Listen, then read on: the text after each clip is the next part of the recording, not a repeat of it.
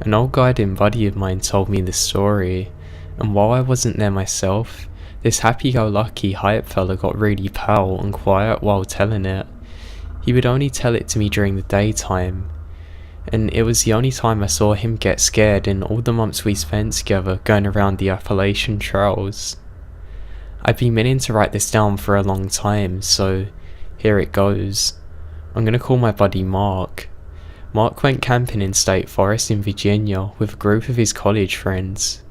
Now there was a small group of 4 of them from the outdoor rec department, experienced kids with all the necessary gear in familiar terrain.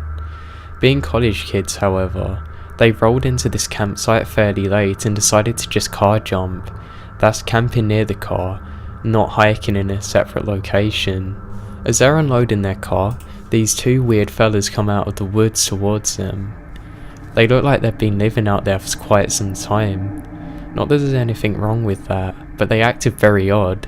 They wouldn't look you in the eye and seemed really twitchy, just kind of hanging around like they wanted something, almost like coyotes.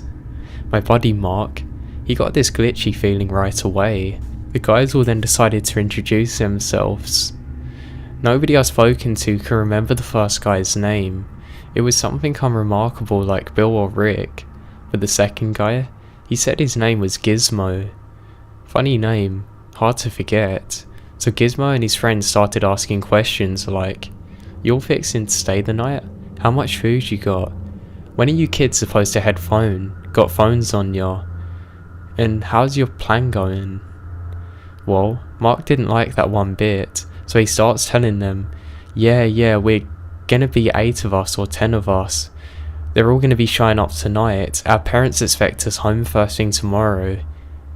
They're super paranoid, so we gotta get home or they're gonna call the police. I mean, that's my parents, right? And kind of did a funny laugh afterwards. Gizmo and company poked around the camp a bit more. They wished the guys good luck and disappeared back into the woods. Mark and his friends joked around nervously about Gizmo and his friend, but they weren't worried enough to actually leave. They built a fire and cooked a dinner. They then cleaned up and hung up a huge bear bag. They spent the rest of the evening hanging out and chatting around the fire and drinking. One of them had a harmonica. By midnight they had all turned in. They had only brought 2 tents, a girl's and a boy's. While Mark didn't feel right sleeping in the tent, he felt like somebody needed to keep watch, so he lay by the fire. Things then turned to relative normality. Sometime later though, Mark found himself awake. The fire was dying when he opened his eyes and he couldn't see much beyond the campsite, except for one bright burning spot. There was a light out in the woods. It kind of looked like it was going along at chest height, occasionally disappearing behind the trees, sometimes pausing. Whatever it was kept at a good distance, so maybe 100 yards or so. He followed it for a while until it went out. He stared into the darkness for a long time and eventually drifted off once again. Suddenly Mark woke up again, this time in panic. The fire was down to embers, barely glowing. He opened his eyes to see the strange light in the forest had now turned black, and it was much closer. He could see now that it was from a lantern. He watched as the lantern carved a smooth perimeter around the campsite, occasionally going out, always reappearing only a short distance away. Mark pretended to roll onto his back to sleep just so he could watch it. The fire then circled the campsite twice, getting closer every time. The strange thing is that there were no sticks breaking, no leaves crunching. Somebody trespassing around in the dark woods would have made a lot more noise than that did. Whoever it was trying to be real quiet. Mark laid there, tense and unmoving. By the time it began its 3rd rotation of the campsite, the lantern was so close that Mark could see her face illuminated in it. It looked like one of the guys from earlier, but he couldn't remember which one. His eyes were bugged out, scanning the campsite like a predator, and he was sweating. Once again, the lantern went out and he was fully awake now. He got up and started making a lot of noise, stroking the fire, packing his gear. His watch read it as 4:30 or so. The sun wasn't up yet. He considered all that had happened and made the call to wake up his buddies and bug out. Nobody argued when they saw his face. Like I said, this happy-go-lucky guy, he was like a human golden retriever and an experienced woodsman to the boot. You believe him. The sun was barely starting to come up by the time they got into the car. As they're driving out, they passed something that they hadn't noticed in the way in. There was an old RV parked out in the woods, camouflaged with a mixture of earth-coloured traps and some greenery. It was surrounded by a chain-link fence that was also draped with camo. It looked like a big long-term hunting campsite, or maybe something different. Mark and his friends were actually relieved. Gizmo and his friend must have been the poachers, and that would explain their creepy stalking behaviour. Now, this is a part that I don't understand. I don't know why Mark or his friends didn't tell anybody about Gizmo for a few weeks. I'm sure that they would have at least reported poachers. Now, he's very type A, and it's not typical for him to procrastinate or let something go unruled. I don't know what his excuse was, but Gizmo and his pal were forgotten. Then one day, Mark mentions the incident to a law enforcement officer and the DNR that came that lectured at the top of his classes. She asks casual questions, being polite, then stiffens at the moment he mentions Gizmo. By any chance, do you remember what the other guy's name was? No, it was something normal. I don't remember. God, that's what they always say, she replied. Turns out that a part of this woman's job was to investigate the murders that occurred in a VA state forest. Most were bodies that were dumped for crimes that occurred elsewhere, but over the last decade, a series of unsolved crimes, stretching all the way into West Virginia, had targeted what appeared to be random, unrelated campers. But when they were interviewed, others camping in the area, they would always mention the same uncanny detail. They'd been approached by somebody called Gizmo, and another man who nobody can seem to remember.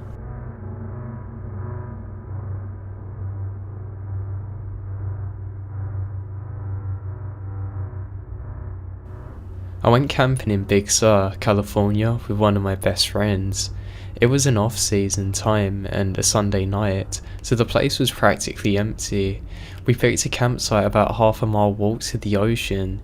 It was in a huge open field surrounded by lush forestry. In the background were limestone mountains, and you could hear the crashing of the ocean's waves.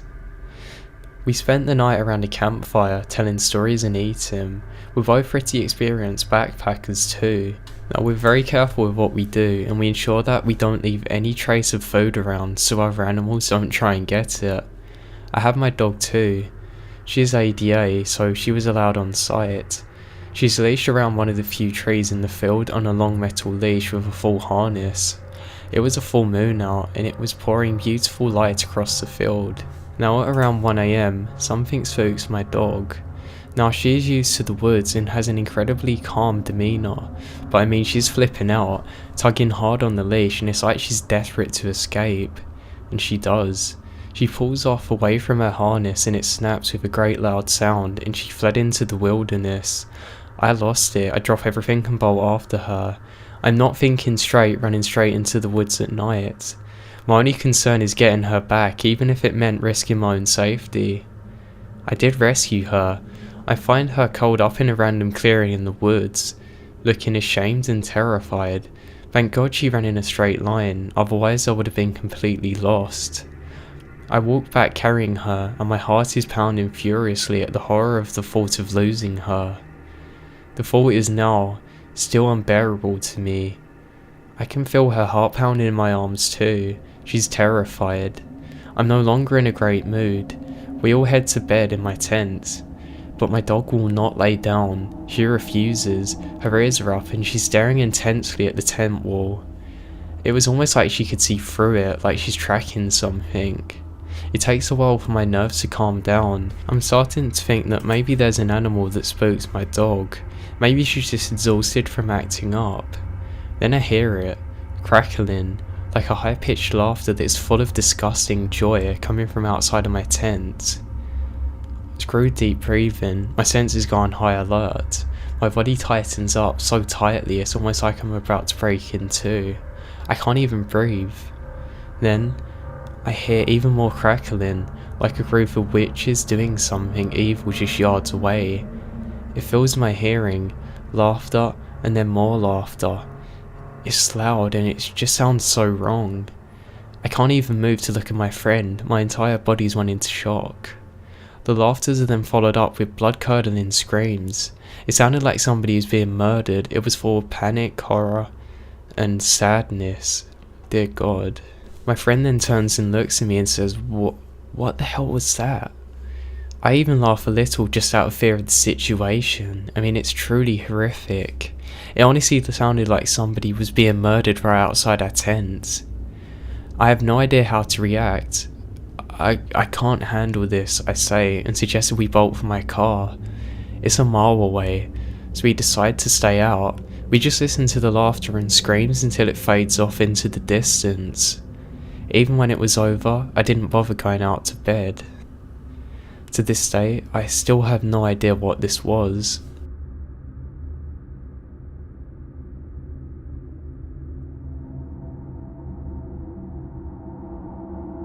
I was backpacking with two friends in Montana. We're probably 5 miles away from the nearest paved road and had hiked around 2 miles from the end of the dirt road. The spot isn't very well travelled, but we enjoyed getting away from everybody. We built a fire and hung out, then piled into our tent. All is normal and we still hadn't seen a soul, or any recent sign of people for that matter. I had some trouble sleeping and I kinda just laid there for maybe 30 minutes. Both my buddies were passed out. That's when things got weird. I heard from my side of the tent a murmuring. I was certain it was a person making sounds under their breath. It didn't sound like real words, almost like somebody who was drunk and talking gibberish. My first thought was one of my buddies is sleep talking, but I listened closer and it was definitely from the outside. I woke my friend up who was closest to me with a "what the hell?" A little irritated, and at that exact moment the murmuring stopped. I shushed him quickly when he replied and asked him if he had heard what I had. We waited up a second and it started up again, but this time it seemed closer. He heard it too, but we didn't hear any sounds of movement. Now the thing is, even 10 years on, it still freaks me out to this day if I think about that voice. He then gave me the "what the hell" face and proceeds to gesture that he's going to unzip the door to see what's going on. Right as he starts to move the zipper, we hear what sounds like somebody taking a huge gasp for air before diving into a pool. Seemingly from the opposite side of the tent that we heard the original voice from. We both froze for a second. He pushed his flashlight out and looked in the direction and screamed, "Who's out there?" We didn't see anyone. We didn't even hear a single twig or any sign of movement whatsoever. By this time, my other friend had woken up and we're still freaking out. We told him what was going on and we all took our lights to go out and see what the hell was out there. We saw nothing. My buddy and I decided to stay up for a bit longer to try and hear it again, or just figure out what the hell was going on. My friend who didn't hear it had fallen asleep. We didn't hear another sound for the entire time until the sun come up. When we went out to investigate, there was no signs that anybody had been out there. Now even to this day, 10 years later, I still have no idea what the hell happened. It still freaks me out and gives me chills even talking about it to this day.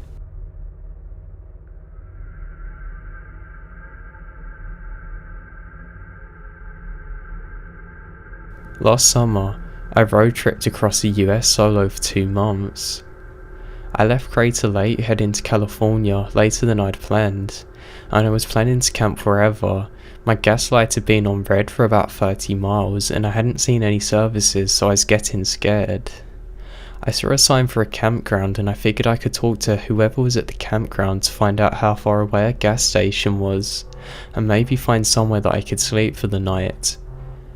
It was an old logging site, so the roads there were super rough and very far off the main road. I pulled in and there was a mid to late 20s couple at the very first sight. I said hello and asked them if they knew the area. I got a sense of genuine friendliness from them, and they said that the nearest gas station was only 2 miles away, but that it had closed for the night and the site next to them was open, and suggested I took it.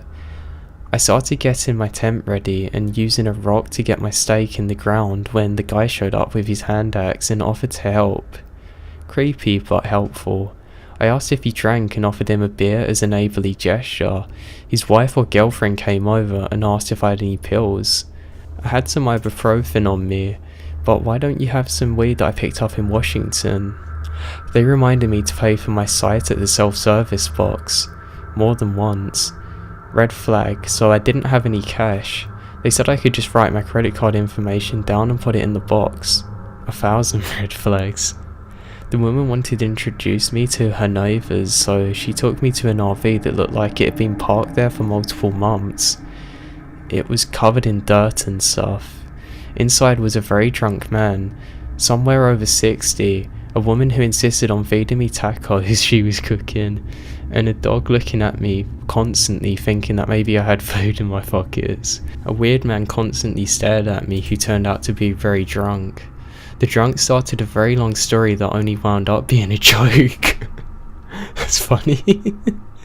That's like something that happened to me. I stated I had to check on something, but got the hell out of the trailer, tossed a taco to the dog who was following me, also something that happened to me, and proceeded to crack open a beer to put a plan together. These people were messed up, but I didn't feel like I was in immediate danger. I had some time. I decided to shoot the breeze with the guy from the first couple, and the way he described it, they had been camping for 2 weeks because they ran out of money. Pretty sure I heard the old woman yelling at the man in "That's it, I've had enough of it" vein. I'd stated that I was thinking about heading over to the gas station to see if it was actually closed, just so I could get out of there, or at least a few miles away from them. The old lady comes over to where the dude is and I am standing and says, "He's really done it this time. Next ride into town that comes my way, I'm gonna take it." I sip my beer. The younger woman says, "I can ride with you to the gas station just so you find it." I take a larger sip of my beer. I'm starting to get really uncomfortable. I make some stuff up and an excuse to go to the campsite. I really quickly throw everything into the back of my truck and get the hell out of there. I made it to the gas station, which was indeed closed, but I had passed a charming B&B less than a mile before. I explained to the desk clerk that I had a really weird encounter at a campsite and I'd be sleeping in my car at that night. In the end, I got a good night's sleep and continued on my journey. Nothing ever come from that weird family. I just think I was really lucky to have escaped the situation and not to have been too drunk to actually be able to get out of there, because honestly, they really could have done anything to me. I was massively outnumbered and they seemed weird enough.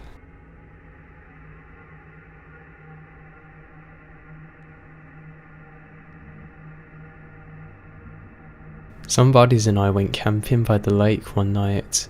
At around 1:30 AM, we heard some rustling in the bushes and just figured it was a rabbit or something.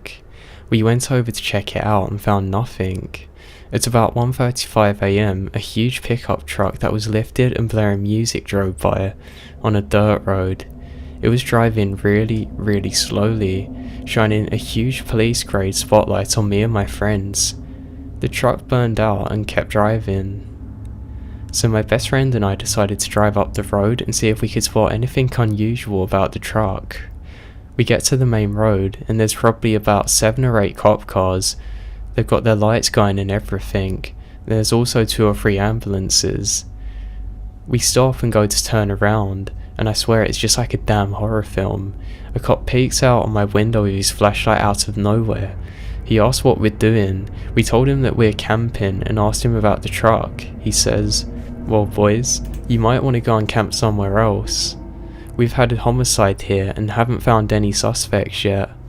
My friend says, "Should we have been scared? Like a damn idiot." And then the cop says, I quote, "Well, I'm not scared, but there are 20 officers here and we all have guns."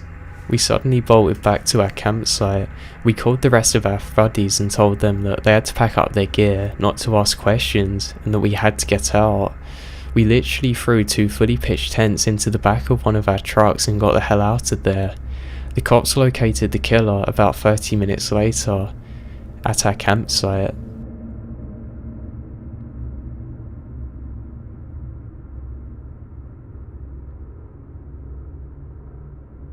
I was solo backpacking and decided to stop for the night as it was right around sunset. I got everything set up and I heard a car on a back road about 1,500 feet from my position. Honestly, I didn't even realise that there was a road there because I was up on a steep embankment and I couldn't see it. So I heard this car. It slows, then stops. The doors then open and close and the car drives off. I heard a group of men talking, but they were way too far away for me to make out what they were saying. By now, the sun had set and the men began using flashlights. They appeared to be going down the embankment towards me. I wasn't too concerned as nothing was really adding up. I figured if they got any closer, I would quietly escape and leave my gear. They then stop about halfway down. Then they start digging with shovels. I'm now terrified. They dig for about an hour, then stop. I then heard the car return. They begin to ascend up the embankment, but before they did, they shined their flashlights down on my position. I didn't move an inch. I just sat there. I don't move a muscle for at least an hour after they had gone. I packed up and moved about a quarter of a mile away, deeper into the woods well off of the trail, just in case one of them had seen me and they were about to come back. The next day I hiked out. I found a park ranger and gave him a map and draw an area of what I'd just seen. He asked me to accompany him there, but I refused.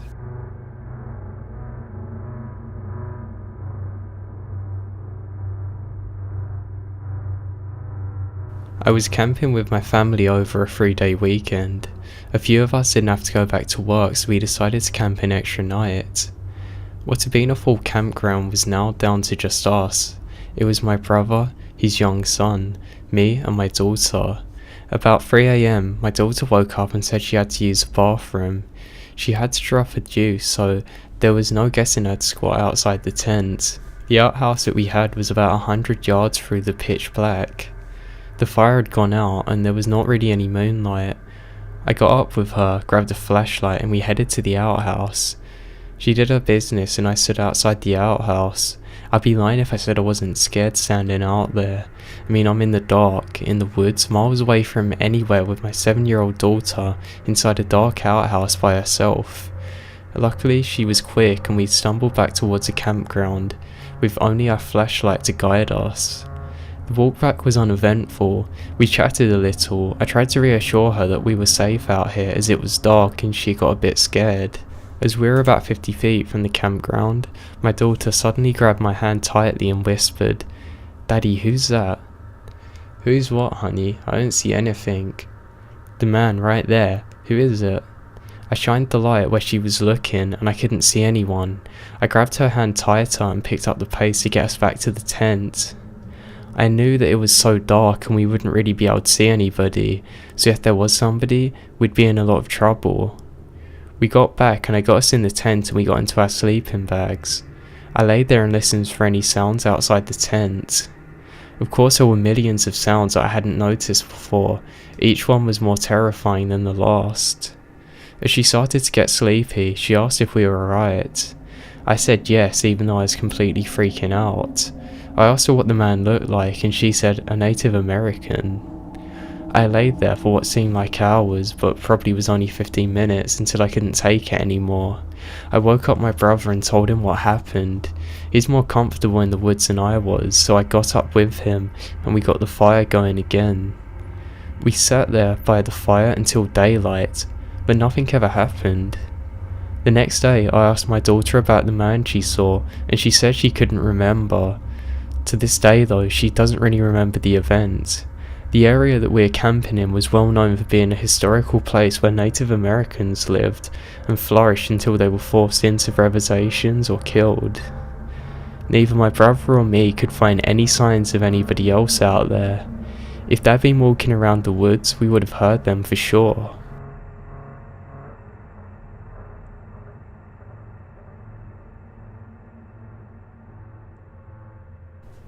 I wasn't in the woods, but I saw it coming out of the woods behind my house. I think I saw an alien, no joke. To this day, I still wonder if I was somehow tripping on something I accidentally ate. I was about 10 and playing in my room by myself. It was about 11. I had a sliding glass door in my room and the blinds were pulled back. Out of nowhere, the automatic spotlight behind my house turned on. I looked at the sliding glass door and a figure approached the door.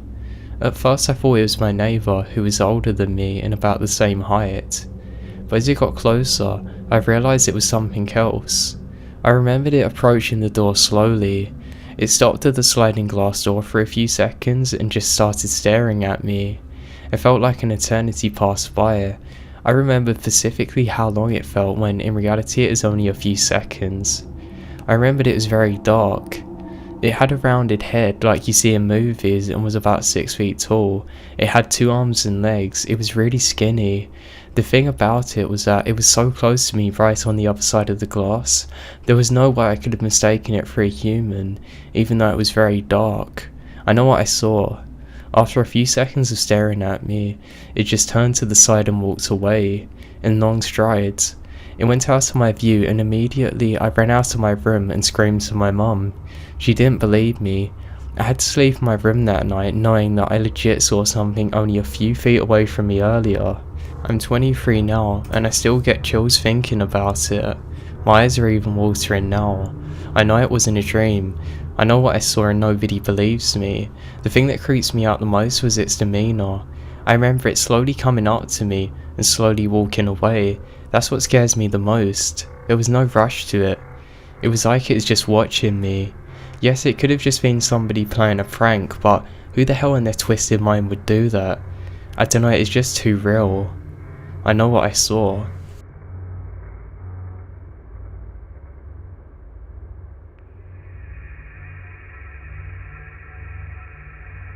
I was climbing up in Canada with a friend. We left the climbing area we were at and started trekking back to the car. The dog was walking in between us on a leash. The dog kind of lurched into my body, causing him to stumble. I turned around and there's a fully grown mountain lion right behind us about 2 feet away, kicking distance. I just tried to nab the dog off the leash who had already sat back onto his haunches and started hissing. I froze. My buddy turns around, screams and starts running. I should note, his dog had been hit by a car some years ago, so it walked with a limp. I yelled really loudly at my buddy to stop running because it's going to kill him. Instantly he stops and throws his hands up and starts screaming and charges at the cat. I know, totally insane. I still haven't actually moved. The cat jumps 90 degrees into the woods. So we started walking back, talking as quick as we possibly could about what happened. My friend is walking really quick, I am too. Dude, you're almost running, stop that. If we turn around, it's probably going to be coming after us. Wait, we can't turn around, we can't move our heads, it's going to see us, it'll think we're about to attack again. On that statement, I turn around and I see the mountain lion is right on my heels again. This time even closer. Again, I didn't even have time to react and my friend already had rocks in his hands and was winging them at the lion. One of the rocks lands and went bowling past the lion. The lion sees this and goes cat style chasing after it, batting down the trail like it's a ball of yarn. The last mile or so back to the camp was so stressful, turning around every 5 feet to see if the lion was still following. Luckily, we never saw it again. There is more to the story, but it's a lot of type. The cat eventually nabbed the dog off a leash nearby on a trail, and the Canadian mountain team showed up with bloodhounds to hunt it down and kill it. But just knowing the fact that this lion had been trailing us for at least 1.9 miles is absolutely terrifying to me.